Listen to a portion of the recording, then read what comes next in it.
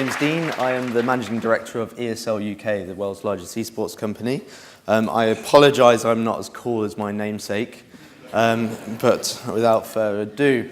So esports is not new. 1980, this was a Space Invaders tournament in New York, World Championship. You have an audience, you have a load of gamers playing Space Invaders, you have a commentary to the top right, you can't see it, and they're winning $50,000. It was advertised in the New York Times, and it was actually a female who won the tournament, which is great. We would like some more of that. So the ecosystem, just for those who aren't really hugely familiar with esports, it basically does follow the way sports works. We have teams, amateur to professional. We have tournaments.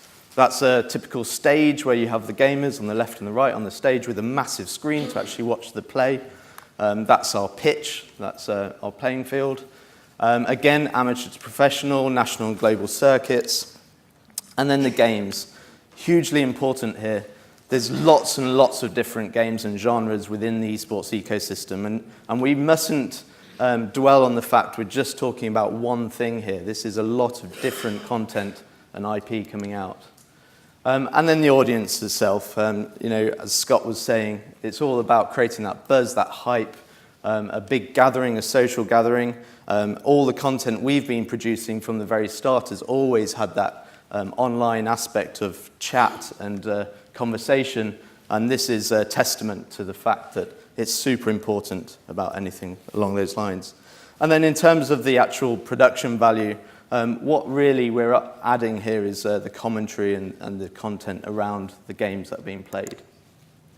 So a little about eSports and ESL. So we're actually owned by Modern Times Group in Sweden now. Our sister company, DreamHack, who do a very, very similar thing. ESL was founded in 2000 in Cologne. We're running stadium events, international and national leagues, and we're effectively acting as not just a production side of things, because no one's, let's face it, interested in running esports 10 years ago. We're also a tournament organizer and technology platform in order to create these tournaments around the world. DreamHack, similarly, a little earlier, in fact, 1994, based in Sweden. They took the angle of collating people under one roof at a very early stage on a playing base. So LAN parties are where people bring their computer to a big room, they'll set them up, and they'll play competitive games over a weekend. And that they're now expanding across the world, and they're also creating esports tournaments. So it's a bit of a messy slide, I apologize. But this explains where we position ourselves within the entire esports ecosystem. So ESL is sitting there at the center. We're kind of the glue that holds all of these aspects together in order to create the actual esport thing, I suppose. So we say we are esports. No one's invented esports. In fact, the community really owns esports. The community decides what game's going to be the next big game to play online and watch and view and go and see events. But it's super important that we're sitting in the middle. We're working with the games publishers at the top. We're working with brands to create revenue, the teams on the left, and then obviously the platforms, and most importantly, the fans and the audience all watching it. Platform-wise, in terms of viewing and playing games, we cover it all. In fact, earlier last year, we're very proud to announce that we're now built into PlayStation firmware, so ESL technology is fundamentally part of the ecosystem growing.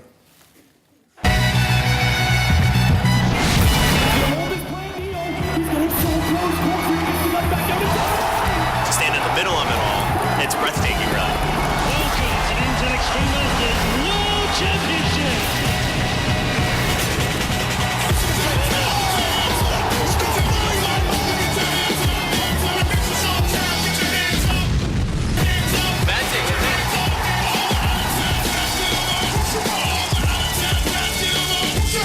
I'm telling you, ESL, this Electronic Sports League, is going to get nothing but bigger.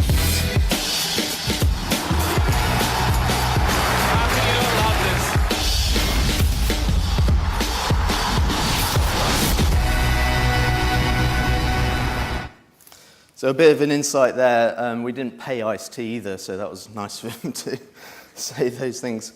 Just in terms of our competitive position in the market, we're by far, combined with DreamHack, the largest content producer for eSports globally. And this is based on just the Twitch platform, which has been the kind of endemic platform for eSports from the beginning. Obviously, that's changing massively. Followed by Riot Games. So Riot Games are the guys who make League of Legends. They're the guys who recently licensed to BAMTech. It's all very interesting space, and there's obviously a lot of newcomers to the space. There's a couple of, there's Valve, for example, who are also a games publisher. MLG recently were purchased by Activision Blizzard. They'll be operating their esports internally. So we're starting to see the ecosystem really growing out and people positioning themselves differently. Content consumed, this is the first 6 months of 2016. Again, quite a lead in terms of the actual hours watched. We're operating the majority of the esports tournaments for all the different games publishers. So we're usually the first port of call. Obviously, that's slowly changing as well. New competitors coming into the market, and as they produce more content, they start appearing on here. And then live events as well. We do a huge number of live events. You'll see in a second our sort of roadmap. But this is in the 367,000 for the first, this was 2015. That's set to be a lot larger for this year. Okay, really interesting point. So all of our content has been IP driven. What we would like to see is that the content will start going out to different platforms. Our sort of accelerated reach is based on the fact that we hope to start working with a lot more linear TV. That has started, and it's making progress, but there's a lot more work to be done there. Local media as well. There's a lot of national leagues, for example, we're running, and lots of local stories that also create content around this. And then new platforms as well, such as Twitter coming into this space as well. So it gives you an idea. So very, very busy year we have indeed. Just to give you an idea, so ESL 1 is one of our flagship events, so is IM. Pro League is currently focused on Counter-Strike Go. That's the world's largest Counter-Strike tournament. And then we have 12 different national leagues going across the world. And that usually has 2 or 3 seasons. This example here is Germany. And then DreamHack at the bottom doing their esports tournaments as well. So you can see now, I mean, we're not comparing this with one specific sport here. This is a huge number of different events, different games, different type of genres. Just to give you an insight on the actual, how the viewership works. So a really long broadcast day, 10 to 11. We have lots of problems around that. So you can start seeing the stream starts in the morning, and the viewership starts building up online. They start collating on the channel. There's just a holding screen there with a countdown timer. And that's when they'll start talking. They're getting ready to watch this tournament. They'll start discussing what's going on. They'll be using different social platforms to do so as well as the inbuilt chat. And the match starts, it finishes at the break, a load drop off to go and make a cup of tea or whatever. Or usually go and check another channel. Millennials seem to be quite impatient. And then the next match starts and the viewership builds up again. So we end up with this sort of jagged line all the way up to our peak viewership, which could be up to 1 million. And then the finals, so that was the quarterfinals.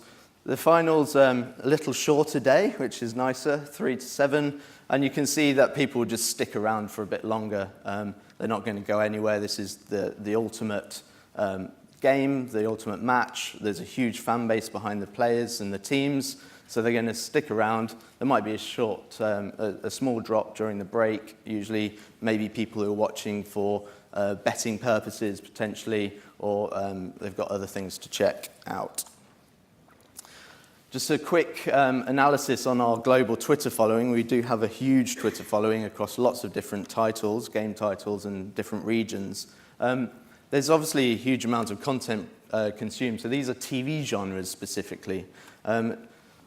I suppose it goes without saying, but 60% of our global fan base on Twitter effectively follow lots of different sports. But it goes to, sports followed by variety seems to be the norm. Here's our guys in the States, so our typical viewership. Some really interesting stats there, 22% watching on ESPN. Obviously, phones, Google, iPhones, etc. 65% on Instagram. This goes without saying, it's a millennial audience. A lot of them, there's a bigger uplift in subscription services as well, such as Spotify. So they're not afraid to pay for their content either. HBO, again, and there's some endemic brands in there, such as NVIDIA, which is a graphics card manufacturer for computer gaming. So what we did, obviously being now owned by MTG, who are a big broadcaster as well, they said, well, it'd be crazy for us not to be the first to have a TV channel.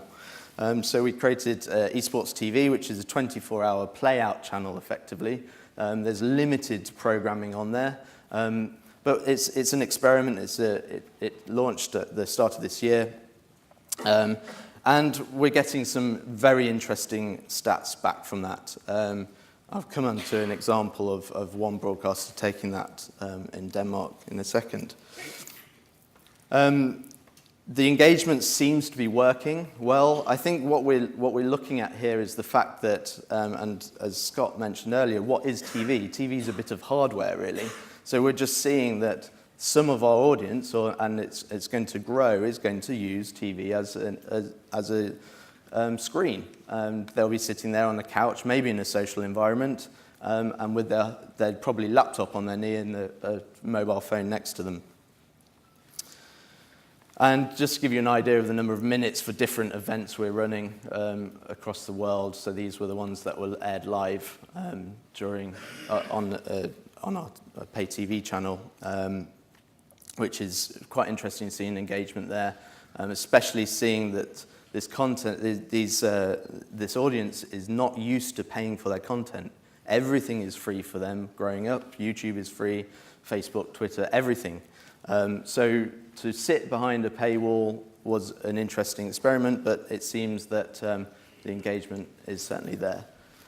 This is a free TV example. So this is Sport 1 in Germany. We obviously saw a bit of a drop in viewership during the eSports example, which was League of Legends. But what's really interesting there is that the target group was a lot higher. So we had 5.3% of the market share in terms of 14 to 29-year-olds. And I think that's quite interesting for the broadcast industry to see the potential. Another example, Telefonica. So this was a partnership in Spain, obviously. Basically, Telefonica wanted to really engage and embrace esports in the whole. So not only did they partner with ESL from a content side of things, but they also sponsored a team and they created events around what they're doing as well. So we kind of acted as a consultant really to say, okay, if you want to get into esports, well, here's all the options. Why don't you just take all of it? And that's what they've done, and it's working out very well for them. So why? Why are media and brands embracing it? Well, okay, it's a huge audience, it's millennial, which is great, and obviously it's a growing industry. So these are the sort of partners getting involved at the moment. Telcos, really interesting to see classic sports teams actually embracing esports, not just on a FIFA level or NBA, but you take Paris, for example, or Schalke, they're actually buying up traditional esports teams, so League of Legends teams or Counter-Strike teams. So they'll sit within their brand, they're taking their IP, they're applying esports to it, and then reaching a much larger millennial audience in that segment. Brands, we were super proud to actually persuade P&G to sponsor something. They were not an easy company to work with. So Gillette sponsored our recent IEM event out in Poland. It's our flagship esports event in a town called Katowice, which is now famous for esports.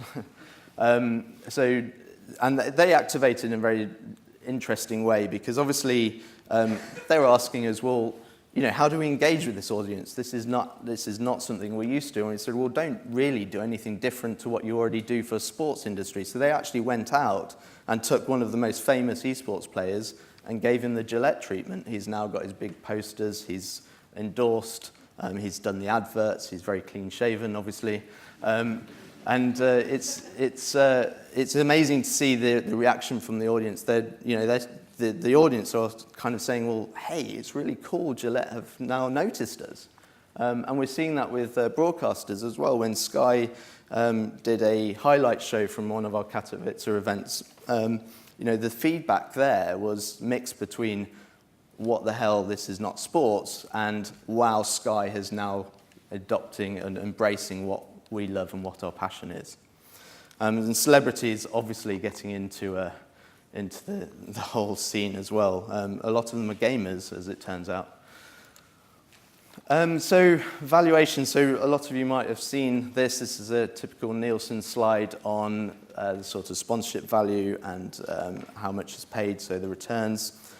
This is what it looks like when they looked at 4 of our events across the world.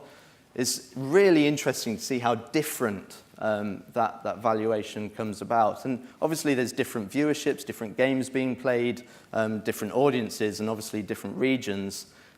Maybe New York was just really expensive. But effectively, we're seeing a huge return on that sponsorship figure. And that's me. Any questions? Thank you. Thank you very much.